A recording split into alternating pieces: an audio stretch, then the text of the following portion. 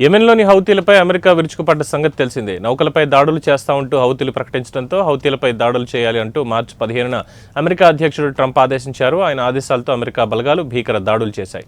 ఈ దాడుల్లో 50 మందికి పైగా ప్రాణాలు కోల్పోగా అనేక మంది గాయపడ్డారు.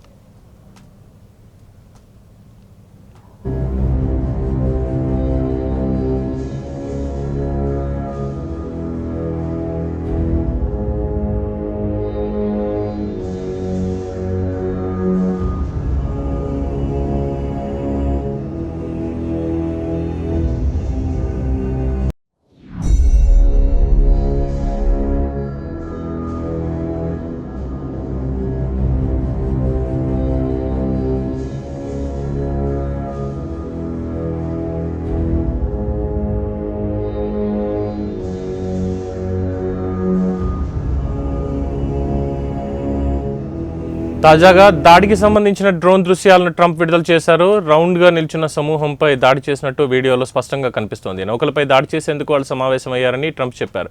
వాళ్ళు ఎప్పటికీ నౌకలపై దాడి చేయలేరని అన్నారు. అమెరికా వాణిజ్య నేవీ నౌకలు స్వేచ్ఛగా వెళ్లకుండా ఏ ఉగ్రశక్తి ఆపలేదని చెప్పారు.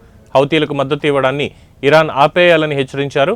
ట్రంప్ వ్యాఖ్యలపై ఇరాన్ సుప్రీం లీడర్ ఖమేనీ స్పందిస్తూ హౌతీల దాడుల్లో తమ ప్రమేయం లేదని చెప్పారు. సొంత కారణాలతో హౌతీల దాడులకు పాల్పడుతున్నారని, ఈ విషయంలో తమపై అనవసర ఆరోపణలు చేస్తే అమెరికా తగు మూల్యం చెల్లించుకోవాల్సి ఉంటుందని అన్నారు. మరోవైపు అమెరికా దాడులను హౌతీ పొలిటికల్ బ్యూరో యుద్ధ నేరంగా అభివర్ణించింది.